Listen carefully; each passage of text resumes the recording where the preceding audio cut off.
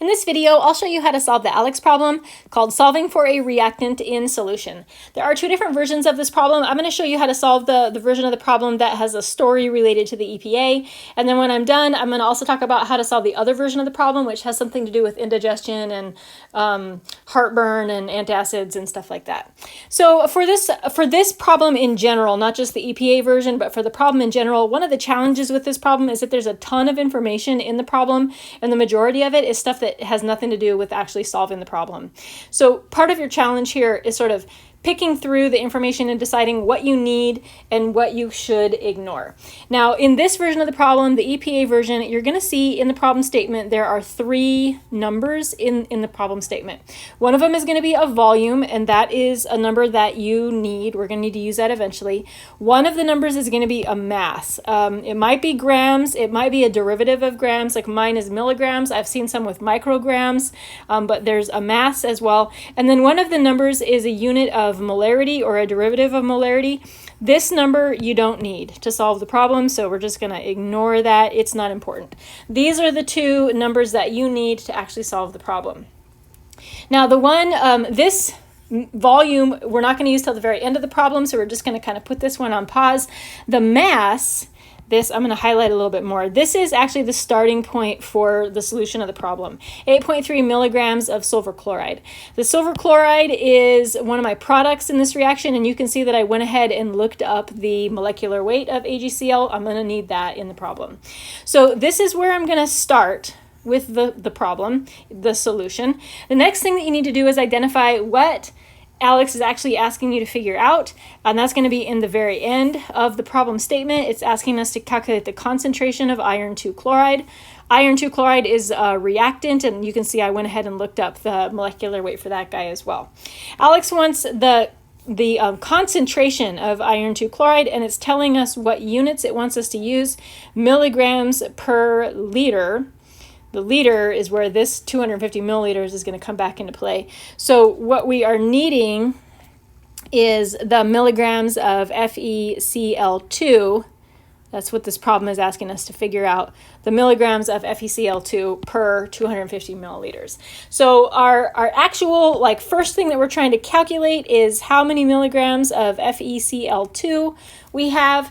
And what I'm going to do is just kind of write out the full strategy for this. And as I write it out, I'll talk about how this is going to work. So remember, this number right here is your starting point.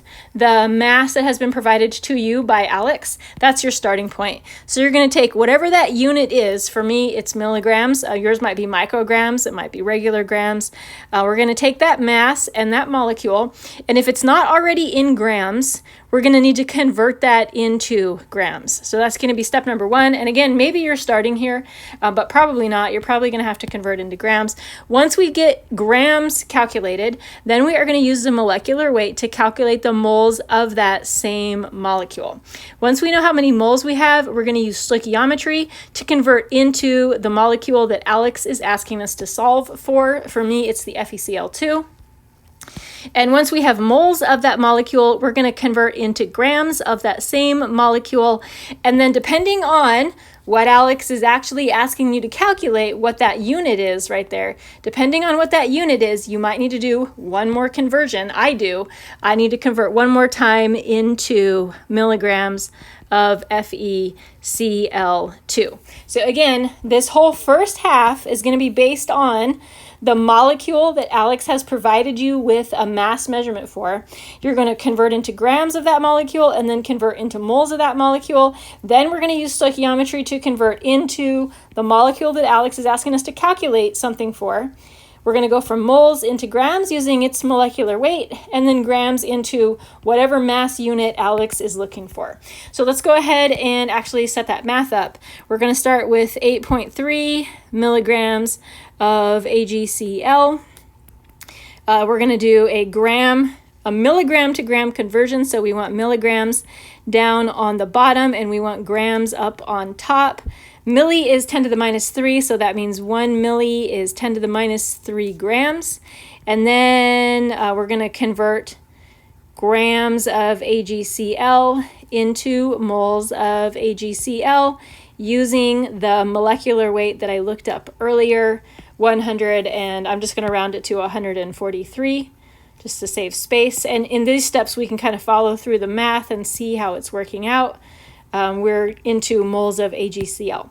So now our next step, this is the stoichiometry step. This is where we're going to convert from moles of AgCl into moles of FeCl2, and this conversion factor comes from the balanced equation. So we're going to look at the equation that ALEKS provided to us, and we're going to take those stoichiometric coefficients for AgCl, which is 2, and FeCl2, which is 1, and that's going to get us into moles of FeCl2. We're going to keep going. This is a marathon problem. Next, we're going to convert from moles of FeCl2 into grams of FeCl2 using its molecular weight, which I looked up earlier. I'm going to round that to 127. You should not be rounding these molecular weights. ALEKS does not like rounded molecular weights at all.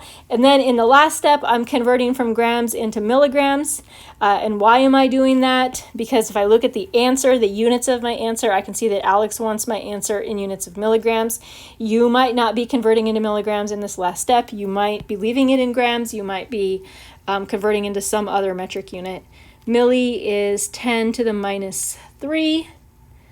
And so this is going to leave us with milligrams of FeCl2. So I'm going to do the math on this. 8.3 times 10 to the negative 3 divided by 143.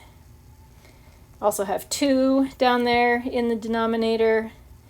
Up in the numerator, I've got a times 127, and then I've got another 10 to the minus 3. And I do recognize that I could just cancel those, but it's easier for me to type in another 10 to the minus 3 than to go back and delete that first one that I wrote.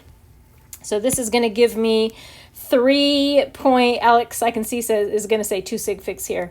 So I'm going to say 3.7 milligrams of FeCl2. Now that is not the answer. The answer, ALEKS wants milligrams per liter. So what I have now is just half of the answer. I have the milligrams of FeCl2, and I need to divide by the volume. That's where this, remember this number up here, I said we're not going to use it for a while. 250 milliliters. We need to convert that into liters. 1 times 10 to the minus 3, so that is going to be 0.250 liters. And that is going to give us